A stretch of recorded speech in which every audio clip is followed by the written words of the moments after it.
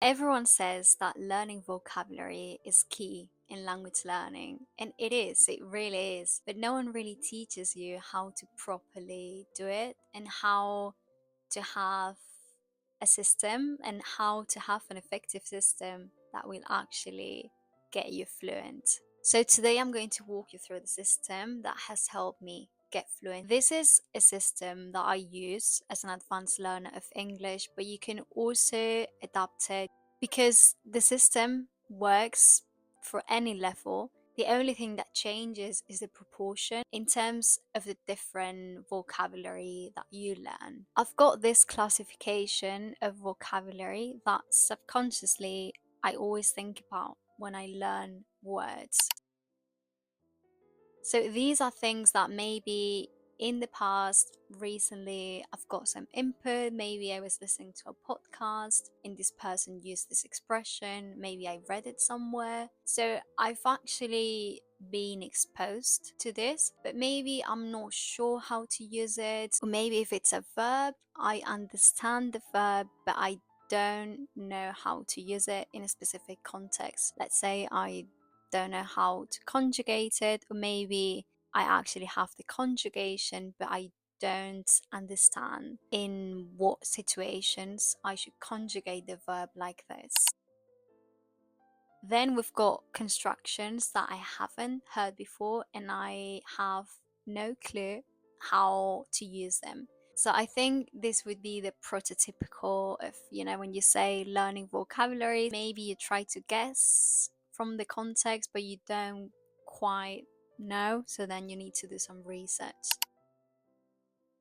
Third one is constructions I haven't used before, but I actually understand them. So let's say you see this expression that you really like and you don't normally use it. You've never used it in writing if you keep a diary. So you understand and you want to incorporate it into your vocabulary because you think it will help you with your speech, it will help you with the flow of your speech.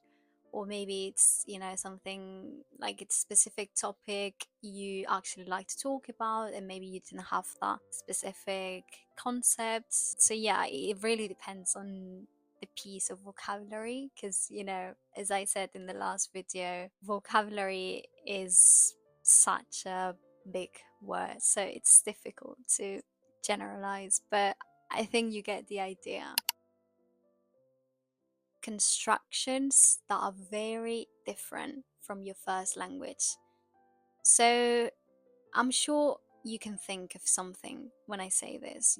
I'm sure you've read the text and you've seen this construction that felt so weird and that you maybe thought, okay, I think I understand what this person is trying to say, but I would have never phrased it like this. So this is what I mean by construction that is very different from your L1 because these are particularly interesting when you get to intermediate and advanced. You also want to sound more like a native.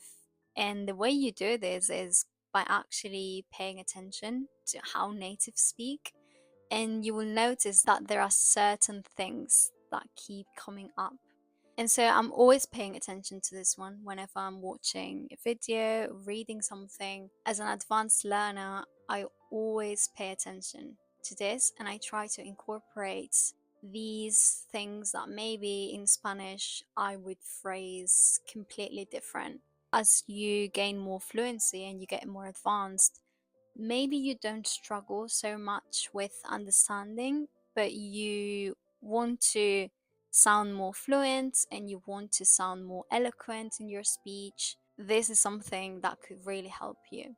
So, incorporating all of these constructions that maybe you wouldn't say in your L1, but in English actually make a lot of sense and help you sound more natural. And so, depending on your current level, you will have a different proportion of this classification. And this is what I was talking about before because beginner, intermediate, and advanced, you will not have the same. You could read the text as an intermediate learner and advanced learner, and the text could be equally useful.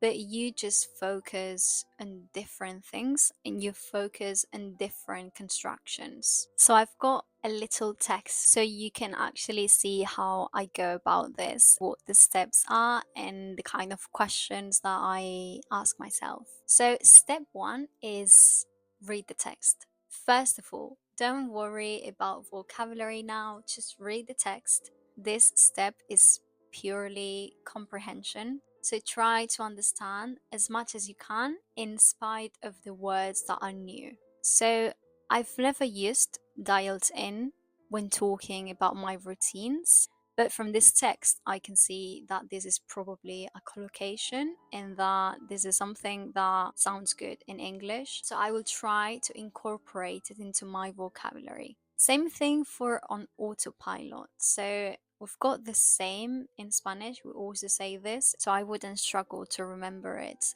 But maybe on autopilot, I don't really use it, so I also want to incorporate it. And then I feel confident I will. This is quite different from Spanish, and that's why maybe I don't normally use this construction. As I said before, if you're beginner, intermediate, or advanced, you could take advantage of this text.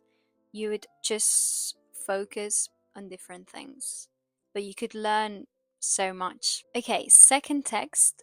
In here, in the second text, we've got I'm getting much better at. I understand it, but I don't really use this construction, so I will also highlight it to use it more often. So, stuff that doesn't move the needle. I've never heard this before. This is the first time I encounter this expression, but I think I kind of understand it. So, from context, I would say that something that doesn't add value into my life, maybe something like that. So, I would, in this case, look this up and then try to use it in a sentence that is meaningful. And then, last one is work in progress. So, I quite like this and I don't really use it. And I think it's a construction that is very versatile because you could say that something is a work in progress and it's very versatile. You could say it in so many different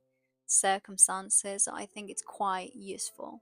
Something important I haven't said yet is the difference with formal and informal, so the tone, and also neutral, so formal, neutral, and informal. The tone of the text is so important, and I think a very common mistake when you get to advanced is that because you already have a repertoire of vocabulary, you know a lot of words, you know many, many words, you feel like you need to learn formal language.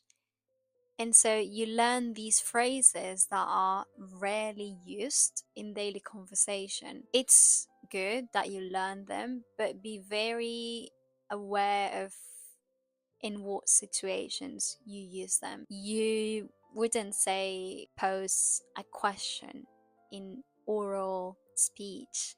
Talking to someone, you wouldn't say that.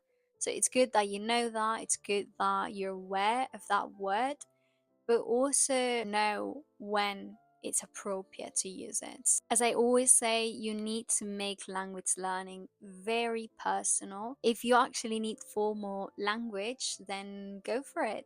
You should learn these words and use them. But if you don't, it's infinite. Honestly, the amount of vocabulary you could learn is infinite. So pay attention to the vocabulary that is meaningful to you and integrate it into your daily life. As you go about your day, think in your target language and think of how you could use this new word you learned, this new construction in your real life. You know, when you go shopping, when you go to the gym, when you go meet a friend, think of how you could use that if you were speaking in your target language. And the last thing, which I think is the most important one, don't get discouraged. if the text is difficult. You don't need to learn every single word now. You're going to have so many opportunities to learn words that if you're reading a text now that is quite challenging, it's okay. You can learn some words from that text, and then the other words that are new, you don't need to learn them right now. There is no rush because let me tell you, if they are important, you will see them again. If they are important, you will listen to them, you will hear them in a podcast, you will maybe read them in a different text. So don't worry, you don't need to learn every single word right now. Just enjoy the process of reading in a different language, of listening to a different language, because that is the most important thing.